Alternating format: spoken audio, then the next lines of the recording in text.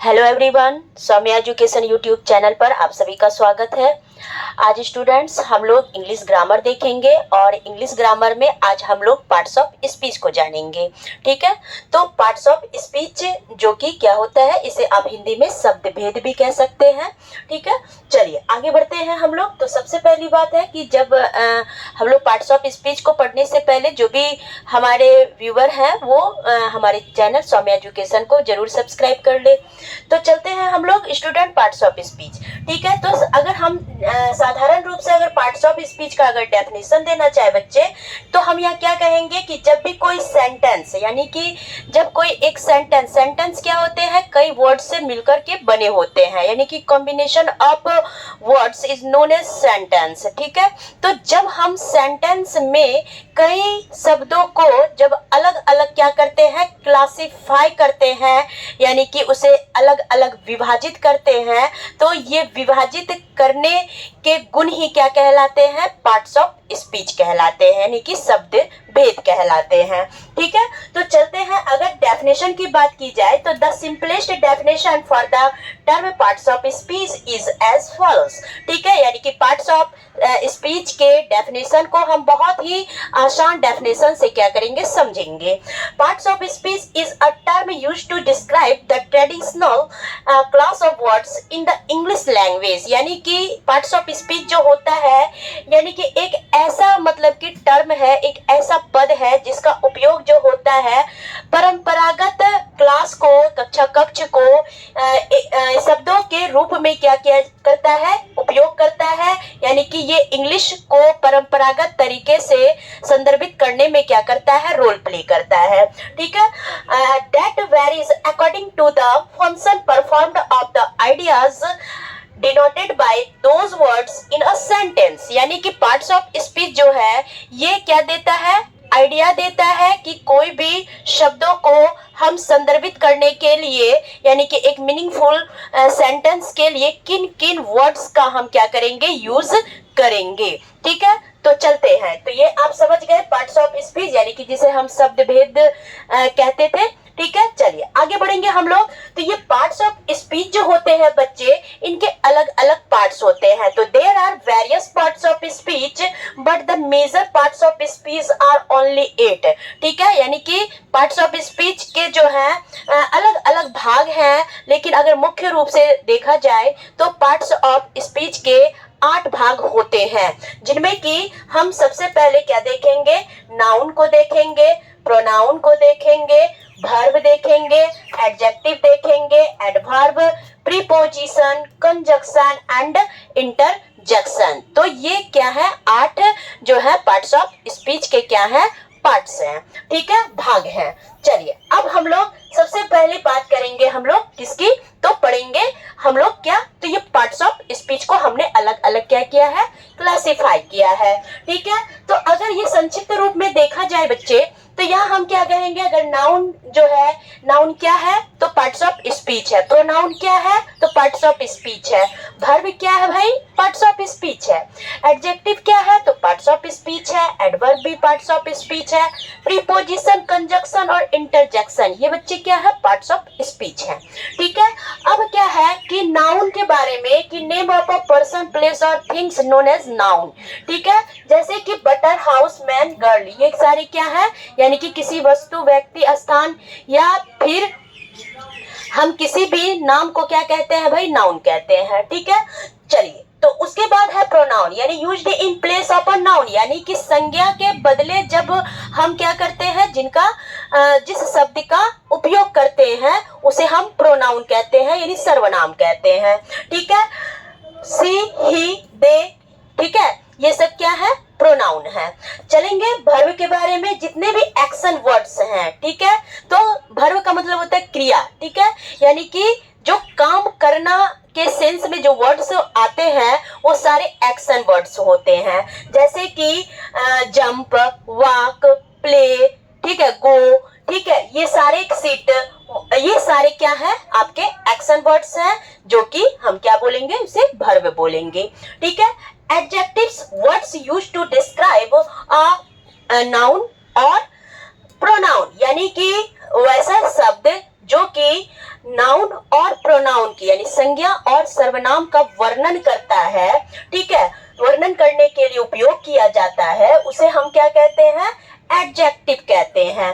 या हम ये भी बोल सकते हैं कि जो संज्ञा और सर्वनाम की विशेषता बताता है उसे हम क्या बोलेंगे, विशेषण यानी एडजेक्टिव बोलेंगे, ठीक है। जैसे ब्लू, ठीक है, स्मार्ट, ब्यूटीफुल, ठीक है, जैसे कि वो लड़की बहुत सुंदर है, शी इज वेरी ब्यूटीफुल, ठीक है, यानी कि उस लड़की की सुंदरता जो है वो क्या है, विशेषता है, यानी ब्यूटीफुल होना उनकी क्या है, विशेषता है, ठीक है।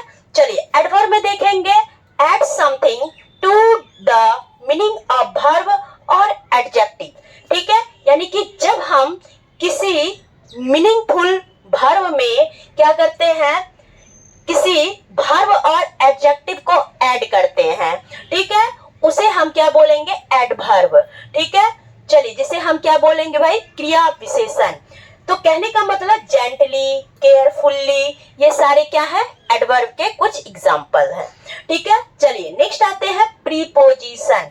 Words placed before a noun और pronoun to form a relationship in a sentence, यानी कि किसी सेंटेंस में जब नाउन और प्रोनाउन के पहले कोई वर्ड्स अगर क्या हो, यानी कि स्थापित हो और दोनों के बीच एक संबंध को दिखाता हो, उसे हम क्या बोलते हैं, प्रीपोजिशन कहते हैं, ठीक है। जैसे on, at, in, over, above, ठीक है। चलिए ये सारे क्या है, प्रीपोजिशन के एग्जांपल्स हैं, ठीक है। चलिए नेक्स्ट देखेंगे कंजक्शन, ज्वाइनिंग वर्ड्स, यानी कि कंजक्शन क्या करता है, ये भी रिलेशनशिप का काम करता है, जोड़ने का काम करता है। जैसे और, ठीक है, एंड, बट, ये सारे क्या है, कंजक्शन है जो कि दो वर्ड्स में क्या करता है, संबंध स्थापित करता है। इंटरजेक्शन को देखेंगे, words that help express emotions, यानी कि ऐसे शब्द जो कि इमोशंस को एक्सप्रेस करते हो उसे हम क्या बोलते हैं, इंटरजेक्शन बोलते हैं। जैसे वाह व्हाट अ ब्यूटीफुल हाउस, ठीक है, बोलते हैं ना, तो ये क्या है, एक आश्चर्य, जहाँ आश्चर्य हो, ठीक है, जहाँ आपका क्या हो, यानी कि कहिए कि इमोशंस हो, ठीक है, जहाँ मतलब कि क्या हो, विभिन्न प्रकार, जैसे भयभीत होकर के हम बोलते हैं, ठीक है, तो ये क्या है, ये सारे वर्ड्स क्या कहलाते हैं, यानी कि इंटरजेक्शन कहलाते हैं, ठीक है। चलिए तो ये तो हमने संक्षिप्त में आपको थोड़ा सा इंट्रोडक्शन दिया, लेकिन भाई इतना ही दायरा पार्ट्स ऑफ स्पीच के नहीं है, बहुत ही लंबी कहानी है इसकी, ठीक है।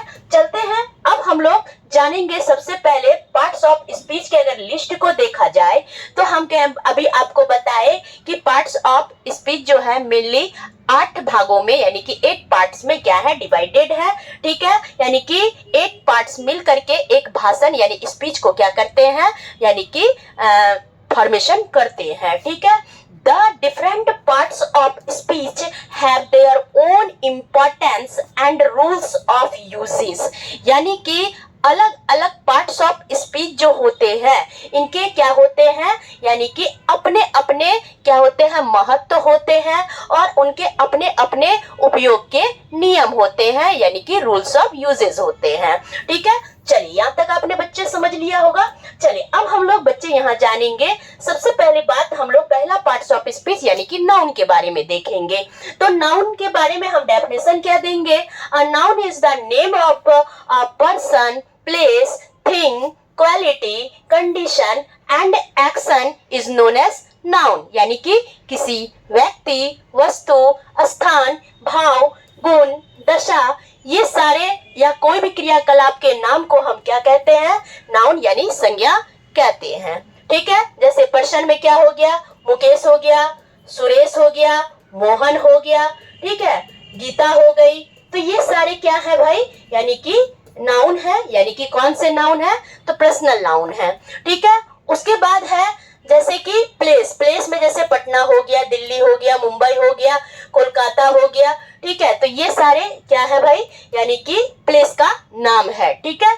थिंग में देखेंगे जैसे पेन हो गया, चेयर हो गया, टेबल हो गया, फैन हो गया, ठीक है, तो ये सारे क्या है, थिंग्स हैं, ठीक। उसके बाद क्वालिटी की बात की जाए, गुण की बात की जाए, ऑनेस्टी हो गया, डिसऑनेस्टी हो गया, ठीक है, उसके बाद हम क्या बोलेंगे, जैसे कि ब्रेव बोल देंगे, तो ये क्या है, ये सारी क्वालिटी है। उसके बाद कंडीशन की बात की जाए, जैसे कि इलनेस बीमारी, ठीक है, पॉवर्टी, ठीक है, ये सारे क्या हो जाते हैं, तो कंडीशन हो जाते हैं। और जहां तक एक्शन की बात हो जाए तो मूवमेंट होना, ठीक है, तो ये सारे क्या कहलाते हैं, एक्शन कहलाते हैं। एक्शन में और भी हम कह सकते हैं, जैसे वॉक हो गया, ठीक है, जैसे कि जितने भी वर्ड्स जिसके अंत में ना लगे हुए हैं, ये सारे क्या होते हैं, एक्शन वर्ड होते हैं, ठीक है। चलिए आगे बढ़ते हैं हम लोग नेक्स्ट। अब हम लोग ये जानेंगे कि ये जो नाउन है, तो नाउन का जो और भी हम क्या देखेंगे, प्रकार को देखेंगे। तो नाउन के कितने प्रकार होते हैं, नाउन के दो प्रकार होते हैं, एक होता है काउंटेबल नाउन और दूसरा होता है अनकाउंटेबल नाउन। काउंटेबल नाउन जिसको कि हम काउंट कर सकते हैं, यानी कि नाउन जिसको कि हम क्या कर सके, गिनती कर सके, ठीक है। और दूसरा अनकाउंटेबल, यानी कि जिसे कि हम गिनती नहीं कर सके, ठीक है, यानी अगिनती योग्य संज्ञा। चलिए, तो अब काउंटेबल नाउन के भी क्या होते हैं, प्रकार होते हैं। 3 प्रकार हैं काउंटेबल नाउन के, जिनमें कि प्रॉपर नाउन हो गया, व्यक्तिवाचक संज्ञा, कॉमन नाउन यानी जातिवाचक संज्ञा, कलेक्टिव नाउन यानी समूहवाचक संज्ञा, ठीक है। और अनकाउंटेबल नाउन के 2 प्रकार होते हैं, जिसमें कि मटेरियल नाउन और एब्स्ट्रैक्ट नाउन। मटेरियल नाउन जिसे कि हम द्रव्यवाचक संज्ञा कहते हैं, और एब्स्ट्रैक्ट नाउन जिसे कि हम भाववाचक संज्ञा कहते हैं। तो यहाँ तक आप सभी समझ गए होंगे। अब हम लोग बारी बारी से जानेंगे भाई प्रॉपर नाउन, कॉमन नाउन, उसके बाद कलेक्टिव नाउन क्या होता है, यानी कि नाउन के ये जो हमने 5 उपभेद देखा, ये क्या क्या होता है, ठीक है। चलिए बात करते हैं हम काउंटेबल नाउन की डेफिनेशन की। तो the noun which can be counted, यानी कि वैसे संज्ञा जिसको कि हम गिनती कर सके, ठीक है, यानी जिनकी गिनती हो सके, जिस संज्ञा की गिनती हो सके उसे हम काउंटेबल नाउन कहते हैं। जैसे वीणा एक लड़की है, उसको हम गिन सकते हैं, गर्ल लड़की को गिन सकते हैं, क्लास को हम गिन सकते हैं। जैसे कि एक स्कूल में 1 क्लास से लेके 10 क्लास तक है, उनके कक्षा को हम गिन सकते हैं, ठीक है। चलिए अब है काउंटेबल नाउन में पहला जो उनका प्रकार है, जिसमें कि है प्रॉपर नाउन। प्रॉपर नाउन यानी कि जिसे कि हम क्या बोलते हैं, व्यक्तिवाचक संज्ञा, यानी कि the noun which denotes a proper person, place और things known as proper noun, ठीक है, यानी कि किसी खास व्यक्ति, स्थान और वस्तु के नाम को ही हम क्या बोलते हैं, यानी प्रॉपर नाउन बोलते हैं। जैसे कि प्रॉपर पर्सन की बात की जाए, जैसे कि क्या है, विनय, ठीक है, विनय, उसके बाद अजीत, नीलू, ये सारे क्या है, प्रॉपर नाउन है, ठीक है। सीता, गीता, बहुत बात, ठीक है। चलिए दूसरा है प्रॉपर प्लेस में हम देखें, जैसे मुंबई हो गया, कोलकाता हो गया, दिल्ली हो गया, ठीक है भाई, पूरे भारत में एक ही दिल्ली है, पूरे भारत में एक ही कोलकाता है, एक ही मुंबई है, तो ये क्या है भाई, खास है, ये स्थान क्या है, खास है, ठीक है। चलिए उसके बाद क्या है, प्रॉपर थिंग, ठीक है, यानी कि कोई खास वस्तु भी होती है। जैसे कि रामायण एक क्या है, धर्म ग्रंथ है, ठीक है, तो इनकी तुलना हम अन्य बुक से नहीं कर सकते हैं, अन्य किताबों से नहीं कर सकते, इसको हम धार्मिक ग्रंथ की श्रेणी में रखते हैं। रामायण हो गया, महाभारत हो गया, गीता हो गया, ठीक है, बाइबिल हो गया, कुरान हो गया, तो ये सारे क्या है, प्रॉपर थिंग में आते हैं। या फिर हम किसी को चेयर बोलते हैं, या टेबल बोलते हैं, या फैन बोलते हैं, तो भाई वो प्रॉपर किसी पर्टिकुलर थिंग है वो, ठीक है। चलिए आगे बढ़ते हैं हम लोग नेक्स्ट देखेंगे कॉमन नाउन। कॉमन नाउन जिसको कि हम कहेंगे, यानी कि the noun which denotes common persons, places और things known as common noun, ठीक है। कॉमन नाउन में जैसे मैन, भाई आदमी हम भी हैं, आदमी आप भी हैं, आदमी सड़क पर चलने वाले लोग भी हैं, ठीक है। वुमेन में क्या है, वुमेन में क्या होते हैं, यानी कि हम महिला है, देखिए आदमी हम पहले बोले, ठीक है, तो हम आदमी नहीं है, यानी मैन नहीं है, वुमेन है, ठीक है। जैसे जो भी पुरुष जाति का बोध कराए तो उसको आदमी कहते हैं, ठीक है, यानी जिसको हम मर्दाना कहते हैं, ठीक है। और वुमेन का मतलब होता है औरत, ठीक है। तो जो भी औरत होते हैं तो वो एक क्या है, कॉमन पर्सन है, यानी बहुत सारी औरतें हैं, तो हमें अगर औरत कहा जाएगा तो एक शादीशुदा को भी औरत ही कहा जाएगा, ठीक है। उसके बाद है कॉमन प्लेस। कॉमन प्लेस यानी कि जैसे टाउन, जैसे कोलकाता भी टाउन है, मुंबई भी टाउन है, ठीक है, दिल्ली भी एक टाउन है, ठीक है, तो ये कॉमन है भाई, ठीक है। उसके बाद है स्कूल। स्कूल जैसे कि क्या, कि बहुत सारे स्कूल हैं, ठीक है, जैसे कि आप क्या है, गवर्नमेंट स्कूल, प्राइवेट स्कूल, तो लेकिन कहलाता क्या है भाई, स्कूल है, सभी में क्या होती है, पढ़ाई होती है, ठीक है। उसके बाद है कॉमन थिंग, जैसे कि बुक। बुक है अब भाई, जैसे कि सीटेट की बुक, इंजीनियरिंग की बुक, नीट की बुक, ठीक है, तो ये बुक है भाई, सबको हम बुक ही कहते हैं। टेबल हो गया, टेबल है, चाहे गोल टेबल हो, लंबा टेबल हो, चौकोर टेबल हो, सबको हम टेबल ही कहते हैं, ठीक है। फिर उसके बाद पंखा है, चाहे टेबल स्टैंड हो या टेबल वाला पंखा हो या सीलिंग वाला हो, तो फैन ही है। तो ये सारे वस्तुएं क्या होते हैं, कॉमन होते हैं, ठीक है। चलिए अब आगे बढ़ते हैं हम लोग नेक्स्ट क्या, कि कलेक्टिव नाउन में। कलेक्टिव नाउन जो होते हैं तो the noun which denotes a group of persons, यानी कि यहाँ ग्रुप की बात हो रही। जब भी कलेक्टिव का मतलब होता है ग्रुप, ठीक है, तो अ ग्रुप ऑफ पर्सन्स और other creatures and collection of things, यानी कि वस्तुओं का कलेक्शन, फिर उसके बाद कोई दूसरा क्रिएचर यानी निर्माण, या फिर किसी हम व्यक्तियों के ग्रुप को, समूह को, जहाँ मतलब कि डिनोट हो, तो हम समझेंगे वो क्या, कलेक्टिव नाउन है। जैसे कि हम आज बात करें क्या, कि एक क्रू ऑफ सेलर्स, ठीक है, फिर एक टीम ऑफ प्लेयर्स, तो ये सारे क्या होते हैं, झुंड में होते हैं। चलिए आगे बढ़ेंगे, नेक्स्ट देखेंगे पर्सन में, जैसे कि एक क्लास ऑफ स्टूडेंट्स, यानी कि स्टूडेंट से बना हुआ क्लासरूम, ठीक है। फिर उसके बाद है, सबको स्टूडेंट्स ही कहेंगे, एन आर्मी ऑफ सोल्जर्स, ठीक है, तो जो आर्मी होते हैं वो सोल्जर्स का क्या होता है, ग्रुप होता है, ठीक है। एंड फ्लीट ऑफ शिप्स, फिर उसके बाद अ बंच ऑफ फ्लावर्स, ठीक है। तो ये सारे जो है क्या है, यानी कि क्या कहलाते हैं, यानी कि ग्रुप ऑफ पर्सन्स कहलाते हैं, ठीक है। चलिए आगे बढ़ेंगे नेक्स्ट। देखिए यहाँ आप एक चीजें देखिएगा कि ये जो ए ग्रुप ऑफ स्टूडेंट्स जो है और आर्मी ऑफ सोल्जर, ये पर्सन को डिनोट करता है, ग्रुप ऑफ पर्सन्स को डिनोट करता है। Fleet of ships, bunch of flowers, ये भी क्या है भाई, मतलब कि ग्रुप है, लेकिन किसका है, तो थिंग्स का है, किसका है, थिंग्स का है, ठीक है। चलिए आगे बढ़े हम लोग, तो आपने क्या देखा, दो पर्सन को और दो एग्जाम्पल थिंग्स को देखा, यानी कलेक्शन ऑफ थिंग्स थे ये। चलिए उसके बाद जैसे कि अ लाइब्रेरी ऑफ बुक्स, वहां भी हम थिंग्स को क्या कर रहे हैं, डिनोट कर रहे हैं। चलिए आगे बढ़ते हैं हम लोग next, uncountable noun. Uncountable noun यानी कि किसे कहेंगे भाई, यानी कि the noun which can not be counted, यानी कि वैसे संज्ञा जिसको कि हम गिनती नहीं कर सकते हैं, उसे हम क्या बोलते हैं, अगिनती योग्य संज्ञा, यानी अनकाउंटेबल नाउन कहते हैं, ठीक है।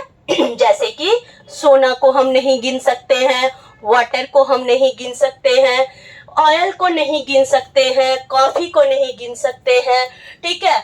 ऑनेस्टी, किसी की ईमानदारी को आप नहीं गिन सकते हैं, ठीक है। चलिए अब अनकाउंटेबल नाउन दो प्रकार के होते हैं, ठीक है, मटेरियल नाउन और एब्स्ट्रैक्ट नाउन। मटेरियल नाउन यानी the noun which denotes materials known as material nouns. Example देखेंगे, copper, silver, tea, coffee, ghee etcetera. समझ में आ गया, तो इसको हम गिनती नहीं कर सकते हैं, ठीक है। चलिए एब्स्ट्रैक्ट नाउन में देखेंगे बच्चे, the noun which denotes quality, condition and action known as abstract noun, ठीक है, यानी कि जिसको हम भाववाचक संज्ञा कहते हैं। तो किसी के क्वालिटी को, किसी के कंडीशन को या किसी के एक्शन को हम गिनती नहीं कर सकते हैं। जैसे कि क्या, विजडम, किसी की बुद्धि को हम नहीं गिन सकते हैं। ह्यूमैनिटी, मानवता को नहीं गिन सकते हैं। प्राइड, ब्रेवरी, चाइल्डहुड, ठीक है, ये सारी चीजों को हम काउंट नहीं कर सकते हैं। ठीक है, चलिए आगे बढ़ते हैं अगले मतलब कि तो हमने यहाँ क्या देख लिया कि काउंटेबल और अनकाउंटेबल दोनों से कितने हो गए संज्ञा, 5 हो गए। ठीक है, यानी कि 3 हो गए काउंटेबल नाउन और 2 हो गए अनकाउंटेबल नाउन। अब हम देखेंगे कि नाउन का और भी यूज होता है। ठीक है, तो नाउन का जो यूज होता है वो किसके सेंस में होता है, तो वो सिंगुलर और प्लूरल के भी सेंस में होता है। तो अब जानेंगे तो ये सिंगुलर यानी कि नंबर के सेंस में हम नाउन का यूज कैसे करते हैं। तो सबसे पहले आप सिंगुलर नाउन में देखेंगे, these are words that are used to name a single person, place, animal, bird और object known as singular noun. कहने का मतलब कि ऐसे शब्द जिनमें कि हम किसी एक व्यक्ति, प्लेस यानी स्थान, या फिर एनिमल, या फिर पक्षी, या फिर किसी वस्तु का हम क्या करते हैं, संबोधन करते हैं, तो उसे हम कौन सा नाउन कहते हैं, सिंगल नाउन कहते हैं। ठीक है, चलिए जैसे कि क्या, there is a little boy in front of our house, यानी कि वहाँ एक छोटा लड़का जो कि हमारे घर के सामने है। तो यहाँ ए जो है, ए लिटिल बॉय, ठीक है, तो ये क्या है, सिंगल पर्सन को डिनोट करता है। तो ये सिंगल पर्सन यानी कि सिंगल नाउन है। चलिए नेक्स्ट आएंगे, that is my daughter, that is my daughter, तो यहाँ क्या है कि वह मेरी बेटी है। ठीक है, तो वहाँ जो है यानी कि सिंगल गर्ल का यूज हो रहा है, तो ये भी एक सिंगल पर्सन है। ठीक है, next, I found a wounded sparrow in the Bush. ठीक है, तो यहाँ भी क्या है, वुंडेड जो है, वुंडेड स्पैरो जो है, वुंडेड मतलब चोटिल होता है। ठीक है, चोटिल जो बुलबुल है तो वो एक क्या है, सिंगल बर्ड है, तो वो एक सिंगल नाउन को रिप्रेजेंट करता है। ठीक है, नेक्स्ट देखेंगे, a red van has been following us for a long time. ठीक है, यानी कि एक लाल वैन जो है, गाड़ी जो है, लंबे समय तक क्या है कि हमारा क्या कर रहा है, फॉलोइंग कर चुका है। ठीक है, तो यहाँ भी क्या है, तो ये देख रहे हैं कि आ रेड वैन, ये क्या है, तो ये एक सिंगल ऑब्जेक्ट है। ठीक है, यहाँ तक आप समझ गए। चलिए, तो हम क्या देख रहे हैं कि जहां भी आ लगा रहेगा या डेट है, या फिर जो हम पर्टिकुलर अगर देखते हैं एन अगर रहेगा, ए रहेगा, ठीक है, तो या डेट रहेगा, तो हम समझ जाएंगे क्या है, वो एक सिंगल जो है नाउन को रिप्रेजेंट कर रहा है। चलिए आगे हम देखेंगे, नाउन का यूज जो होता है प्लूरल के सेंस में भी होता है, बहुवचन के भी सेंस में होता है।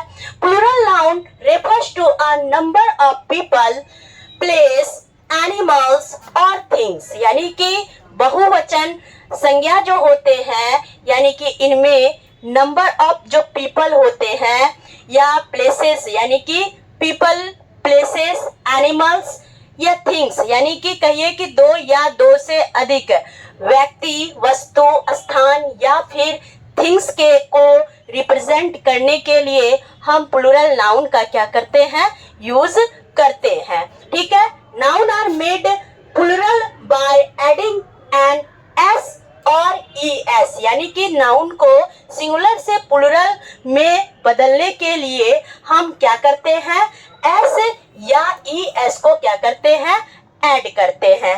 जैसे कि बॉय अगर है तो लड़का को रिप्रेजेंट करता है, तो हम यहाँ लिखते हैं बॉयज, यानी कि लड़के। ठीक है, लड़के का मतलब यानी कि 2 या 2 से अधिक लड़के। चलिए आगे बढ़ते हैं हम लोग। नेक्स्ट हम क्या देखेंगे कि सिंगुलर नाउन को प्लूरल बनाने के लिए यहाँ हम जैसे कि बोले एस, ई एस, आई ई एस, भी ई एस, ठीक है, ये सारे मतलब कि रूट वर्ड्स क्या करते हैं, लगाते हैं। ठीक है, noun that and with S remain the same, यानी कि नाउन में नाउन्स दैट इंड यानी नाउन के अंत में यानी कि एस जो लगा रहता है वो क्या रहता है भाई, सेम रहता है। Some nouns remain the same in both their singular and plural form, यानी कि कुछ ऐसे नाउन हैं जो कि सिंगुलर और प्लूरल फॉर्म में क्या रहते हैं, सेम रहते हैं, कोई भी चेंजिंग नहीं होता है। तो and some others have totally different spelling, बस बाकी और के स्पेलिंग क्या हो जाते हैं भाई, चेंज हो जाते हैं। ठीक है, जैसे एग्जांपल में हम देखेंगे, आई नीड सम एप्पल्स। ठीक है, did you find the boxes you were looking for. Next, I bought mangoes from, यहाँ देखिए मैंगोज है भाई, प्लूरल में है। ठीक है, बॉक्सेस है, ये प्लूरल है। एप्पल्स ये क्या है, प्लूरल है। ठीक है, from the market we took photos of some deer on our way. ठीक है, तो इस तरह से हम क्या देखेंगे कि हम कुछ ऐसे वर्ड्स हैं जिसको कि सिंगुलर से क्या किए हैं, प्लूरल बनाए हैं। चलिए अब हम लोग जानेंगे student, noun used as different components of a sentence, यानी नाउन का जो यूज होता है वो डिफरेंट कंपोनेंट्स के लिए भी किया जाता है। Noun used as a subject, subject के तरह भी किया जाता है। When used as a subject, a noun mostly appears at the beginning of a sentence. अगर नाउन का यूज सेंटेंस के रूप में किया जाता है तो हमेशा हम सेंटेंस को बनाने के लिए नाउन को हम क्या करते हैं, यानी कि किसी सेंटेंस के बिगिनिंग में ही क्या करते हैं, प्लेसमेंट देते हैं। It can be identified by asking the question who. ठीक है, यानी कि कहने का मतलब कि जब हम बिगिनिंग में नाउन को क्या करते हैं, प्लेसमेंट देते हैं, तो वहां पे एक क्वेश्चन राइज किया जाता है हु से। ठीक है, तो वहां हमें पता चल जाता है कि यहाँ पर नाउन का यूज जो हुआ है वो क्या हुआ है, यानी कि एक सब्जेक्ट के रूप में हुआ है। ठीक है, और साथ साथ उसका यूज जो है वो कंपोनेंट्स के रूप में भी हम करते हैं। जैसे कि एग्जांपल्स में देखेंगे, Bruno went to the playground. ठीक है, चलिए आगे देखेंगे, the teacher asked the students to submit their assignment. उसके बाद the elephant was rescued safely after 10 long hours. ठीक है, तो इस तरह से हम क्या देखेंगे कि नाउन का यूज डिफरेंट कंपोनेंट्स और सेंटेंस के लिए हम करते हैं। चलिए अब हम लोग देखेंगे बच्चे कि noun used as an object, noun का यूज जो है एक ऑब्जेक्ट के रूप में भी किया जाता है। When noun are used as objects they appear in the latter part of a sentence. ठीक है, यानी कि जब भी हम नाउन का यूज एक ऑब्जेक्ट के रूप में करते हैं तो हम हमेशा नाउन को क्या करते हैं, किसी सेंटेंस के लेटर पार्ट में जो है उसे स्थान देते हैं। It can be identified by asking the questions. ठीक है, जैसे व्हाट से आप क्या कर सकते हैं, वहां नाउन को डिनोट्स कर सकते हैं। जैसे एग्जांपल में, आई बाउट अ पेन। ठीक है, आई बाउट अ पेन, तो उसके बाद where is your book, I can't find today's newspaper. ठीक है, तो इस तरह से आप क्या कर सकते हैं, नाउन का यूज जो है आप क्या कर सकते हैं, एक ऑब्जेक्ट के रूप में कर सकते हैं। यहाँ क्या देख रहे हैं, जैसे पेन हो गया, बुक हो गया, न्यूज़पेपर्स हो गया, तो ये सारे क्या हैं, ऑब्जेक्ट्स हैं। ठीक है, और एक नाउन के रूप में भी इसे जो है क्या किया जाता है, संबोधित किया जाता है। ठीक है, चलिए आगे हम लोग बच्चे देखते हैं।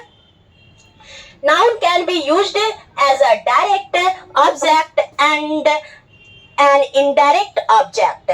Nouns used as a, यानी कि नाउन का यूज जो है वो डायरेक्ट ऑब्जेक्ट और इनडायरेक्ट ऑब्जेक्ट दोनों सेंस में किए जाते हैं। जैसे कि अगर हम डायरेक्ट ऑब्जेक्ट में अगर नाउन का यूज करते हैं तो हम क्या देखेंगे, तो हम ये देखेंगे कि a noun used as a direct object by asking the question what, यानी कि व्हाट से जब हम क्या करते हैं, एक नाउन में क्वेश्चन करते हैं तो वहां हम कहेंगे डायरेक्ट नाउन का यूज क्या हुआ है, डायरेक्ट ऑब्जेक्ट में हुआ है। जैसे कि do you want a lollipop, ठीक है, तो what do you want, a lollipop, ठीक है। चलिए नेक्स्ट क्वेश्चन हम करेंगे तो हमें क्या पता चल जाएगा, यानी कि नाउन के जो है डायरेक्ट नाउन कैसे यूज हुए हैं वो आपको पता चल जाएंगे। I loved my dress, I loved my dress, तो यहाँ फिर आप क्वेश्चन करेंगे व्हाट डिड यू लव, तो वहां आंसर क्या मिलेगा, माई ड्रेस, ठीक है। चलिए आगे बढ़ते हैं। तो यहाँ तक आप सभी समझ गए होंगे। अगला देखेंगे, अब हम यहाँ देखेंगे कि नाउन का जो यूज होता है वो इनडायरेक्ट ऑब्जेक्ट में भी होता है। Noun used as an indirect object, you can ask the question, जब आप किसी से क्वेश्चन पूछते हैं, प्रश्न पूछते हैं, for whom to identify a noun used as an indirect object, यानी कि जब आप किसी भी क्वेश्चन को इनडायरेक्टली पूछते हैं तो वहां पे आप क्या करते हैं, यानी कि क्या लगा करके, यानी कि whom, for whom लगा करके आप क्वेश्चन पूछ सकते हैं। जैसे कि क्या यहाँ can about his sister a Mini Cooper, ठीक है, तो यहाँ हम क्वेश्चन क्या पूछेंगे, फॉर होम डिड, या डैन ही होगा, Dan Dan buy a Mini coppers, ठीक है, यानी किसके लिए भाई, डैन जो है अपना मतलब एक मिनी कॉपर्स जो है खरीदना चाहता है, तो कहेंगे हिज सिस्टर, यानी अपनी बहन के लिए। उसके बाद है Megha baked Julie a cake, ठीक है, Megha baked Julie a cake, ठीक है, भाई किसके लिए मेघा जो है केक मतलब कि बेक्ड करना चाह रही है, तो फॉर होम डिड, तो मेघा बेक एक केक, तो कहेंगे यहाँ ऑप्शन आंसर क्या हो जाएगा, जूली, ठीक है। तो इस तरह से आप जब होम से क्वेश्चन करेंगे तो आपको इनका आंसर मिल जाएगा, ठीक है। चलिए आगे देखते हैं next. Noun used as a complement, noun का यूज जो होता है वो कॉम्प्लीमेंट के सेंस में भी होता है। When a noun is used to modify or describe another noun, it acts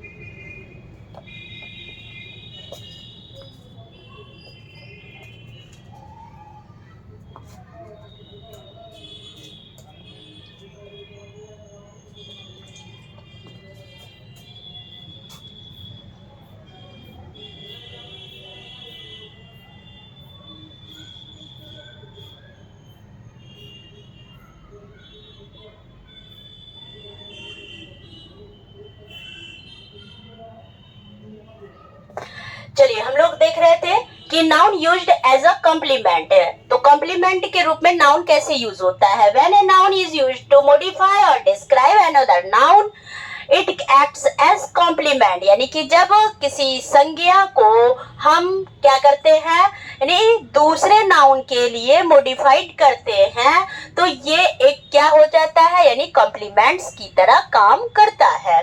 ठीक है, nouns used as a subject complement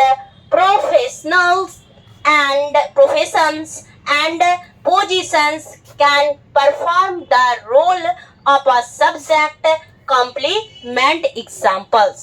ठीक है, जैसे कि हम यहाँ देखेंगे कि my brother is an engineer, यानी मेरा भाई एक क्या है, इंजीनियर है। फिर यहाँ देखेंगे तो ये कॉम्प्लीमेंट के सेंस में भी क्या किए, हम यहाँ पर नाउन का यूज किए। फिर है Jawaharlal Nehru was the first prime minister of India, तो ये भी यानी कि क्या है, एक कॉम्प्लीमेंट है। ठीक है, जहाँ की कॉम्प्लीमेंट के रूप में नाउन यूज किए गए हैं। नेक्स्ट हम लोग देखेंगे कि नाउन जो है वो क्या करता है, यानी कि इनके बहुत सारे मल्टीपल, जो बोलिए कि मल्टी फंक्शनल नाउन्स होते हैं। नाउन यूज्ड एज वर्ब के रूप में नाउन को यूज किया जाता है। जैसे there are some noun which can also be used as a verb, यानी कि कुछ ऐसे नाउन होते हैं जिनको कि हम क्रिया के रूप में यूज करते हैं। Some noun can be used as a verb with a slight change in the spelling of the original words. ठीक है, जैसे कि हिज डिवोर्स इज फाइनल, यानी यहाँ जो डिवोर्स की बात हो रही है भाई, तो यानी कि यहाँ यूज्ड एज अ नाउन, यानी कि क्या हुआ है, नाउन के रूप में यूज हुआ है। आई एम डिवोर्स्ड, ठीक है, तो यहाँ भी ये वर्ब के रूप में यूज हो रहा है। Do you like my new dress, तो यहाँ पे एज ए नाउन यूज हो रहा है। फिर है I am dressed and ready to go, यहाँ भी यहाँ वर्ब के रूप में नाउन का यूज हो रहा है। Derrick had come to collect some ice, यानी कि यहाँ पे हम नाउन के रूप में यूज कर रहे हैं। My mother iced the fish so that it did not stink, यहाँ वर्ब के रूप में हम नाउन को यूज कर रहे हैं। I have dance practice today, यहाँ नाउन के रूप में हम यूज कर रहे हैं।